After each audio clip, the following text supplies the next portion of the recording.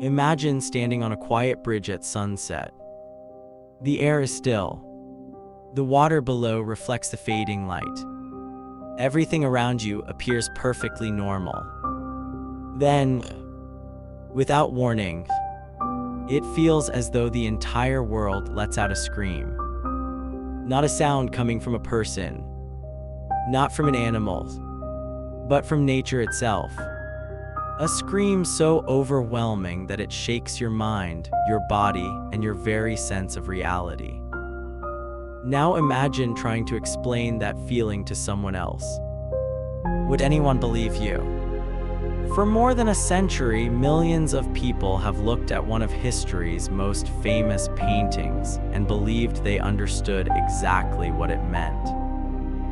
A terrified figure stands on a bridge, hands pressed against its face, mouth wide open. The conclusion seems obvious. The person is screaming.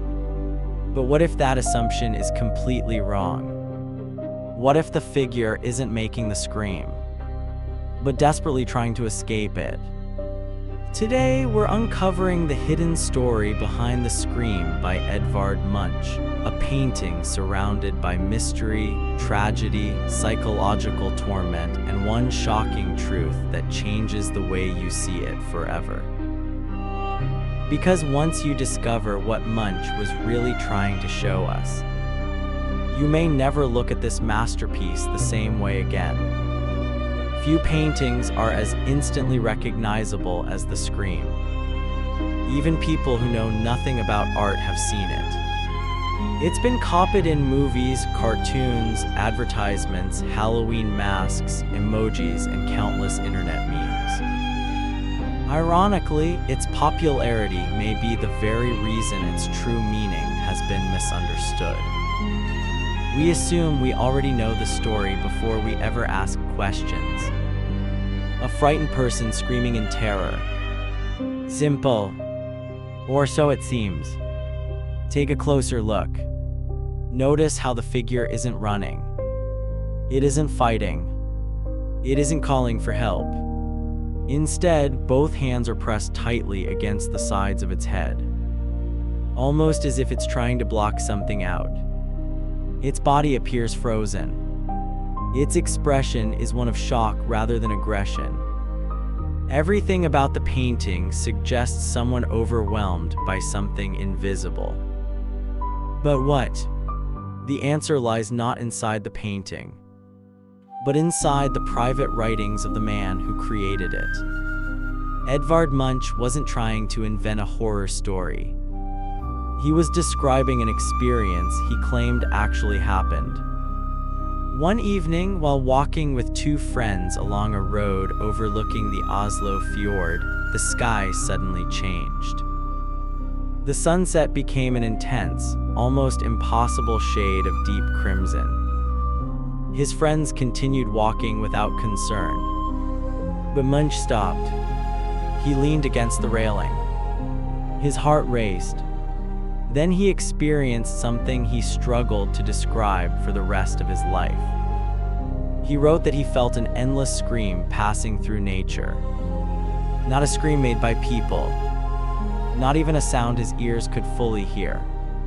It was something deeper, a vibration, a terrifying force that seemed to echo through the sky, the water, the land, and through his own soul. That single sentence changes everything. Because if nature itself is screaming, then the person in the painting cannot be the source of the sound. Instead, they become its victim. Suddenly, the famous pose makes perfect sense. The hands aren't amplifying a scream. They're trying to shut one out. The open mouth isn't yelling. It's gasping, trying to breathe while panic takes control. For over 100 years, millions of viewers believed they were witnessing someone expressing fear.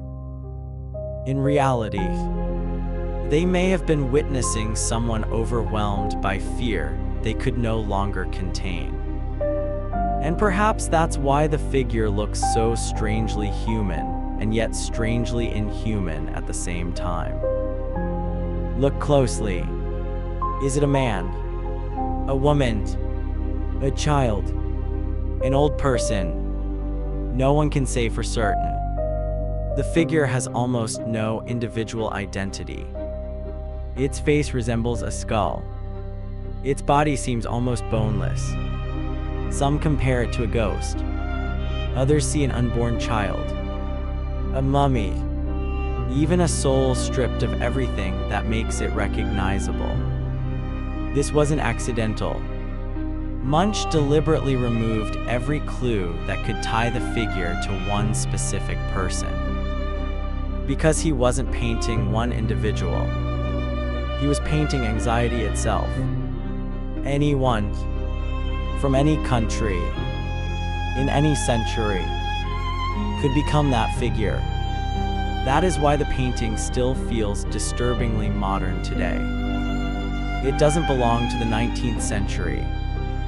It belongs to every generation that has ever experienced panic, loneliness, depression, or the terrifying feeling that something is terribly wrong while everyone else carries on as if nothing happened. Notice the two people walking in the background. They continue forward without looking back. They don't stop. They don't react.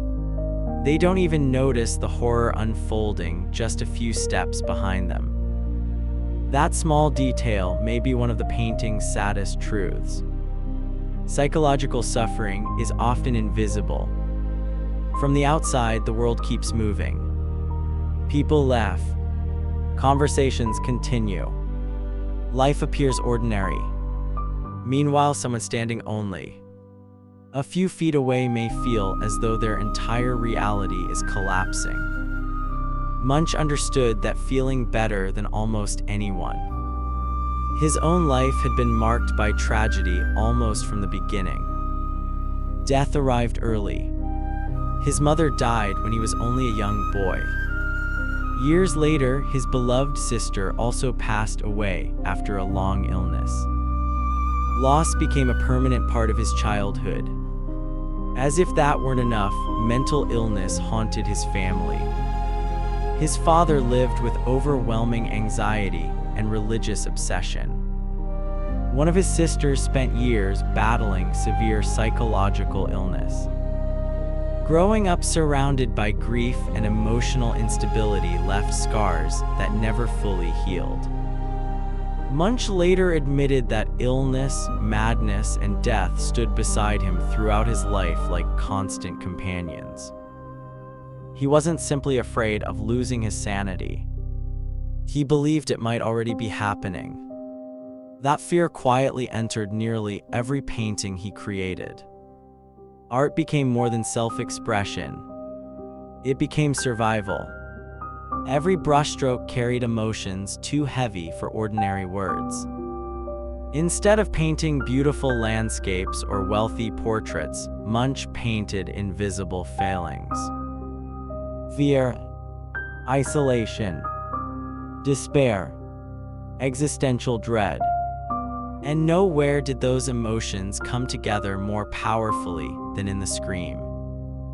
But there was still one mystery no one could explain. Why was the sky painted such an impossible shade of blood red? Was it simply artistic imagination? Or had Munch actually witnessed something so extraordinary that it stayed with him forever?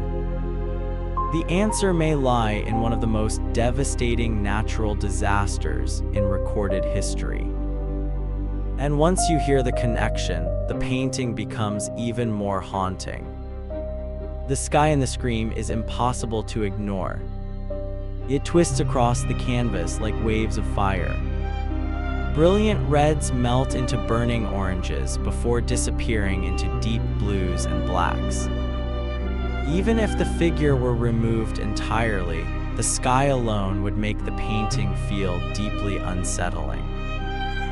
For generations, people assumed Munch had exaggerated reality to create a dramatic atmosphere. After all, who had ever seen a sky that looked like it was bleeding? But more than a century after the painting was created, scientists uncovered a fascinating possibility. In 1883, one of the most violent volcanic eruptions in recorded history shook the planet. The eruption of Krakatoa in Indonesia was so powerful that it sent enormous quantities of ash high into Earth's atmosphere. The explosion was heard thousands of miles away. Massive tsunamis followed. Entire communities disappeared. Yet the eruption's effects didn't end there. For years afterward, microscopic volcanic particles remained suspended high above the Earth. As sunlight passed through those particles, sunsets around the world became extraordinarily vivid.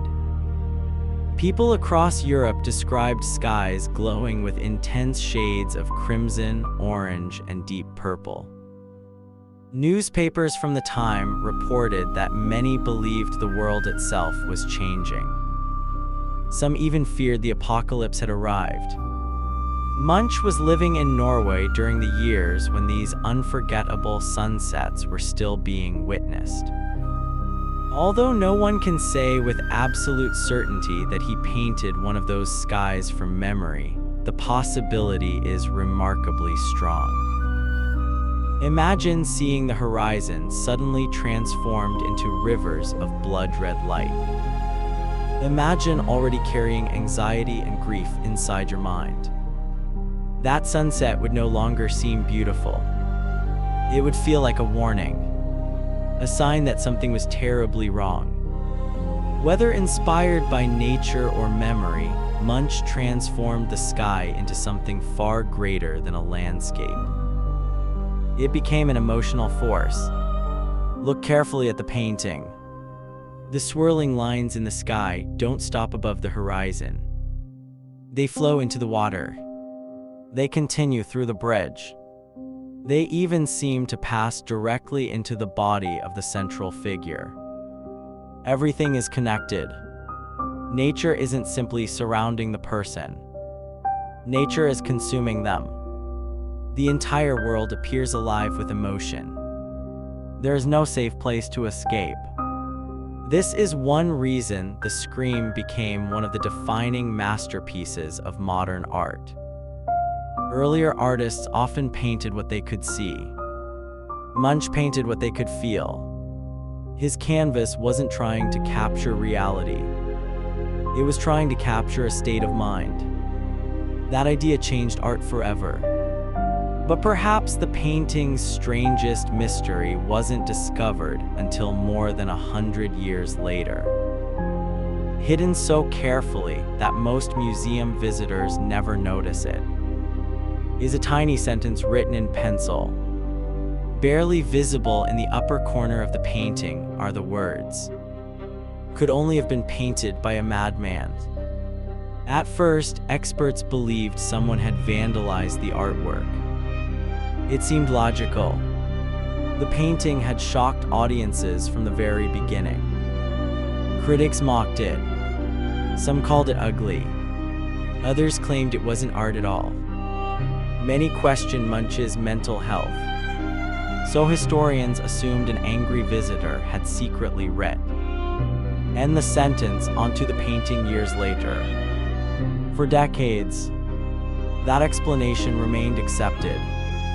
Then modern technology changed everything. Using advanced imaging techniques and careful handwriting analysis, researchers compared the mysterious inscription with Munch's personal letters and notebooks. The results stunned the art world. The handwriting matched. The sentence hadn't been written by a vandal. It had been written by Edvard Munch himself. Imagine that for a moment. The artist quietly labeled his own masterpiece as the work of a madman. But why? Was it self-doubt? Was it bitterness after hearing endless criticism? Or was it a dark joke aimed at those who believed only a mad person could paint emotions this honestly? No one knows for certain. Perhaps Munch accepted that anyone capable of hearing what he called the scream of nature would inevitably appear insane to everyone else. Or perhaps he feared his critics were right. Whatever the answer, that tiny sentence transforms the painting once again. It reminds us that behind every masterpiece stands a human being. One capable of fear, uncertainty, loneliness, and pain. The artist who created one of history's greatest images was fighting battles invisible to everyone around him. In many ways, the scream isn't about terror. It isn't even about sadness. It's about isolation. It's about the terrifying moment when your inner world becomes so overwhelming that no one else can understand what you're experiencing. The two distant figures on the bridge continue walking peacefully. The sky burns above them. The world carries on. Only one person feels the universe screaming. Perhaps that's why this painting has never lost its power. Every generation discovers itself inside it. Someone grieving a loved one. Someone battling anxiety. Someone facing depression. Someone standing in a crowded room while feeling completely alone. The face in the painting has no identity because it represents all of us. At some point in life, almost everyone experiences a moment when reality feels unfamiliar. When fear arrives without warning. When the future becomes uncertain. When the noise inside the mind becomes louder than the world outside. That is the true genius of Edvard Munch. He didn't paint a scream. He painted the feeling of hearing one that no one else could hear. And perhaps that is why, more than 130 years later, the scream still stares back at us with the same haunting power. Not because we are looking at the painting, but because, in many ways, the painting is looking at us. It silently asks a question every viewer must answer for themselves. When you look into those hollow eyes, are you witnessing someone else's nightmare? Or recognizing a part of your own? If this story changed the way you see one of history's most famous paintings, let us know your thoughts in the comments. Do you believe the figure is screaming? Or desperately trying to silence a scream that only they can hear? And if you enjoy uncovering the hidden secrets behind history's greatest masterpieces, don't forget to subscribe. Because sometimes, the greatest mysteries in art aren't hidden beneath layers of paint.